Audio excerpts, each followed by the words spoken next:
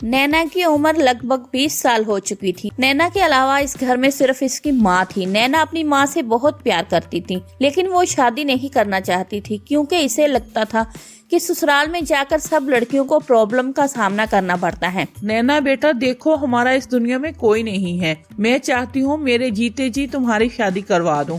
मैं आपकी बात समझती हूँ, मैं शादी करना तो चाहती हूँ, लेकिन मुझे ससुराल के नाम से ही डर लगता है। और मेरे बाद तुम्हारा क्या होगा बेटा? देखो बेटा, शादी के बाद हर लड़की को ससुराल जाना पड़ता है, तुम्हें भी जाना पड़ेगा। मुझे ये बताओ कि तुम किससे शादी करना चाहती हो? तो मैं आपको अकेला छोड़कर कैसे जा सकती हूँ? मैं चली गई तो आप बिल्कुल अकेली रह जाएंगी, आपका ख्याल कौन रखेगा? तुम क्या चाहती हो नैना? मैं ऐसे लड़के से शादी करना चाहती हूँ जो मेरे मायके को ससुराल समझ ले और यहीं रहे जैसे यही मेरा ससुराल है। ठीक है, अगर ऐसा कोई लड़का तुम्हें मिल जाए तो तुम इससे भी यही पूछ लेना, वो तुम्हें अपनी पत्नी की तरह प्यार करेगा या नहीं, और तुम्हारी ये बेतुकी शर्त कोई मानेगा भला? नैना की माँ ने नैना के लिए लड़के ढूंढना शुरू कर दिए। काफी खोजबीन के बाद एक लड़का नैना के घर आया जिसका नाम था अविनाश। मैं तुम्हारी शर्त मानने को तैयार हूँ नैना। मैं तुम्हारे मायके में ही रहूंगा और तुमसे शादी भी करूंगा। अविनाश की बात सुनकर नैना तो बहुत खुश हो गई। इसे लगा अब इसे ससुराल के नाम की मुसीबत से छुटकारा मिल जाएगा। नैना और अविनाश की शादी हो गई। अविनाश नैना के साथ इसी के घर में रहने लगा।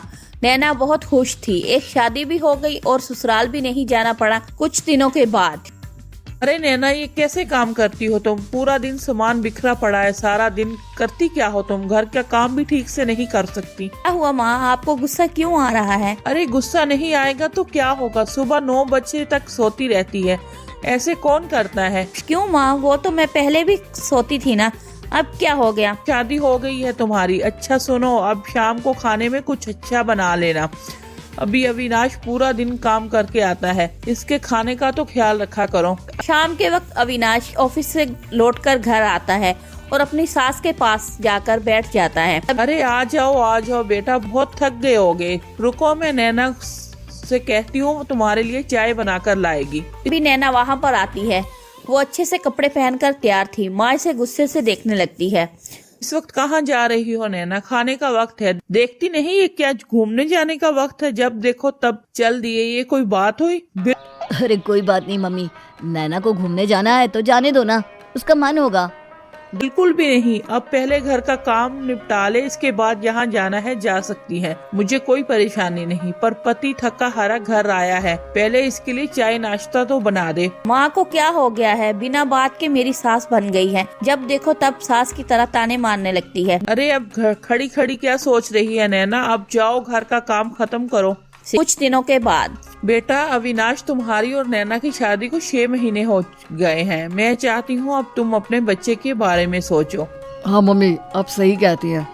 नहीं, इतनी नहीं, अभी तो मुझे कुछ साल जॉब करनी है। नहीं, अब कोई जॉब करने का वक्त नहीं है, अब तुम्हें बच्चा कर लेना चाहिए, बाद में बड़ी परेशानी आती है। माँ तो बिल्कुल सास ही बन गई है। अब मैं क्या करूं? मुझे लगा मायके में रहूंगी तो ससुराल वाला फील नहीं आएगा, लेकिन यहाँ तो कुछ और ही हो रहा है। अगले दिन रात के वक्त जब अविनाश नैना के पास रूम में जाता है, अविनाश, क्या हम कुछ दिनों के लिए तुम्हारे घर चल सकते हैं? मेरा मतलब है शादी के बाद मैं एक बार भी ससुराल नहीं गई ना, मन कर रहा है वहाँ जाने का।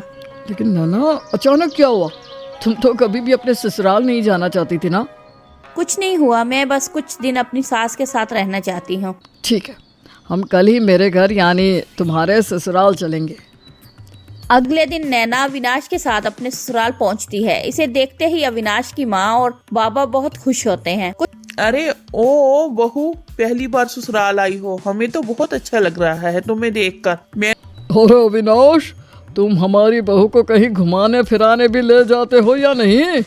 नई शादी हुई है, तुम दोनों अब नहीं घूमोगे तो फिर कब घूमोगे? मैंने तो एक रेस्टोरेंट में तुम दोनों के लिए टेबल बुक करवाई है, आज तुम दोनों डिनर पर जाकर आना, ठीक है? अभी कमरे में जाकर ना आराम करो। माँ जी, आप मुझे घर का काम बता दीजिए ना, मैं शाम का खाना बनाकर फिर चली जाऊंगी। अरे कैसी बात करती हो बेटा, तुम जाओ और डिनर पर जाने की तैयारी करो, काम मैं संभाल लूंगी। मेरी सास तो बहुत कूल है, मुझे बेकार में इतना डर लगता था। कुछ दिनों के बाद सुबह के वक्त, नैना, तुम सारा दिन घर में करते क्या हो? क्या नैना, घर का तो इतना काम भी नहीं होता, फिर हम अपने कमरे में क्या करती रहती हो? कुछ काम कर लिया करो। असलियत सामने आकर ससुराल अपना रंग दिखाने लगा है। वही मैं सोच रही थी, इतने दिनों से ये लोग कुछ बोल क्यों नहीं रहे। अरे सोच क्या रही हो बहू, कुछ बोलो भी, कुछ करना है या नहीं करना? ऐसे सारा दिन बेकार पड़े रहना कोई अच्छी बात नहीं है। तुम्हें काम संभालना चाहिए। तुम्हारी सास ने जिंदगी भर काम किया, अब तुम्हारी बारी है। ठीक है मम्मी जी, पापा जी, अब से मैं सारे घर के काम कर लूंगी। मुझे पता होना चाहिए था ना, ये मेरा ससुराल है। अरे बहू, हम घर के काम की बात नहीं कर रहे। हम चाहते हैं कि तुम घर से बाहर निकलो, नौकरी करो। इतनी पढ़ी लिखी हो, तुम्हें ऐसे फालतू नहीं रहना चाहिए। और हाँ बेटा, मैंने हमेशा जॉब की है, इसलिए मैं चाहती हूँ तुम भी। मुझे लगा आप मेरे घर के काम ना करने से नाराज है, लेकिन मम्मी जी जॉब तो मैं कर लूंगी, पर मम्मी कह रही थी कि मुझे और अविनाश को अपने बच्चे के बारे में सोचना चाहिए। मैं जॉब करो। अरे बहू, बच्चा होने से पहले अगर जॉब लग गई तो आगे की लाइफ सेटल रहेगी, वरना जिंदगी भर इस घर के कामों में पिसती रहोगी। अरे पहले जॉब करो, फिर बच्चा कर लेना। मैं तो बेकार में ही डर रही थी। सबका ससुराल बुरा नहीं होता। मेरी सास ससुर तो कितने अच्छे हैं, यहाँ तो मुझे अपने घर से भी ज्यादा अच्छा लग रहा है। दिन नैना, अब हमें तुम्हारे घर चलना चाहिए।